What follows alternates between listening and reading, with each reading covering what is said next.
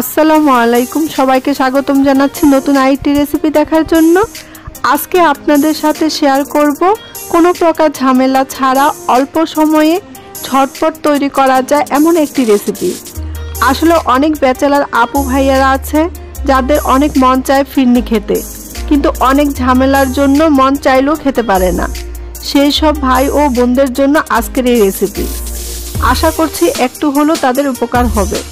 ফিরনি রান্নার জন্য এখানে আমি 1 প্যাকেট প্রাণ ফিরনি মিক্স নিয়েছি। এই প্যাকেটে চাল, চিনি, বাদাম আর কেওড়া জলে ফ্লেভার দেওয়া থাকে। ঘরে এই রকম 1 প্যাকেট থাকলে কোনো কিছুর প্রয়োজন নেই, শুধুমাত্র বাসায় দুধ থাকলে তৈরি করতে পারবেন দারুণ মজার ফিরনি। প্রথমেই ফিরনি প্যাকেটটা কেটে নিচ্ছি। দেখুন এর মধ্যে কিন্তু বাদাম, চিনি সবকিছু মিক্সড করা আছে। প্যাকেটটা খুললেই সুন্দর একটা গ্রান পাওয়া যায়, একদম বিয়েবাড়ি ফিরনি স্মেল পাবেন। এখন ফিরনির মিশ্রণটা এক সাইডে রেখে ফিরনিটা তৈরি করে নিচ্ছি। ফিরনি রান্নার জন্য এখানে আগে থেকে জাল করে ঘন করে নেওয়া প্রায় 1.5 কেজি দুধ নিয়েছি। তবে আপনারা চাইলে 1 কেজি দুধ দিয়েও এই ফিরনিটা রান্না করে নিতে পারেন। তবে আমি সবসময় দুধ একটু বেশি দিতে চেষ্টা করি, এতে করে ফিরনির টেস্ট বহু গুণে বেড়ে যায়।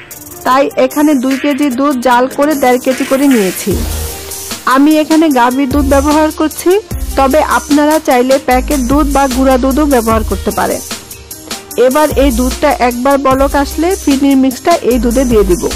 এই ফাঁকে আপু ও ভাইয়াদের কাছে আমার একটাই রিকোয়েস্ট, একটা লাইক দিয়ে আমার ভিডিওটা দেখা শুরু করবেন। আর আমার চ্যানেলে যারা নতুন তারা প্লিজ আমার চ্যানেলটি সাবস্ক্রাইব করে নেবেন।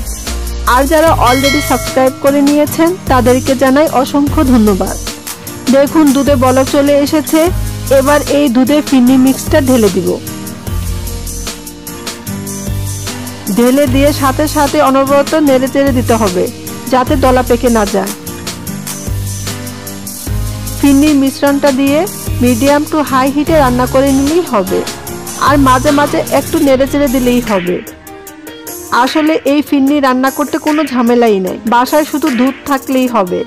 কারণ এই প্যাকেটে ফিরনির যাবতীয় উপকরণ দেওয়া থাকে, যেমন চিনি, বাদাম কুচি, কেওড়া জল চালের সাথেই দেওয়া থাকে। তবে মিষ্টিটা যদি কেউ খুব বেশি খেতে পছন্দ করেন তারা আরেকটু চিনি অ্যাড করতে পারেন।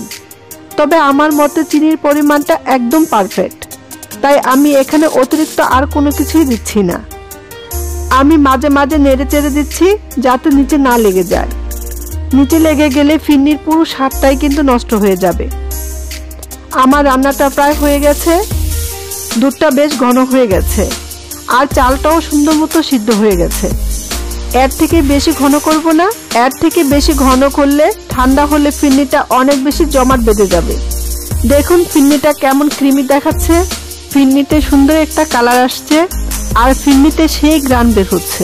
এবার ফিরনিটা চুলা থেকে নামিয়ে নিয়ে কিছু কাঠবাদাম, কাজু বাদাম ও পেস্তা বাদাম দিয়ে ডেকোরেশন করে নিচ্ছি। আমি এখানে বাদাম দিয়ে একটু সাজিয়ে নিলাম, তবে আপনাদের হাতের কাছে বাদাম না থাকলে নাও দিতে পারেন, তাতে কোনো সমস্যা নাই। ঝামেলা ছাড়া ঝটপট এই ফিরনিটা একবার বাসায় না বানালে বুঝতে পারবেন না যে এই ফিরনিটা কতটা মজার হয়। আপনারা চাইলে ঝটপট তৈরি করে ঈদে বা মেহমান আপ্যায়ন করতে পারেন। আজ এখানেই রাখছি। যদি ভিডিওটি ভালো লাগে লাইক, কমেন্ট, শেয়ার করবেন। আর এই রকম সহজ ও মজার মজার রেসিপি পেতে চ্যানেলটি সাবস্ক্রাইব করে আমার পাশে থাকবেন। সবাই ভালো থাকবেন, সুস্থ থাকবেন। আল্লাহ হাফেজ।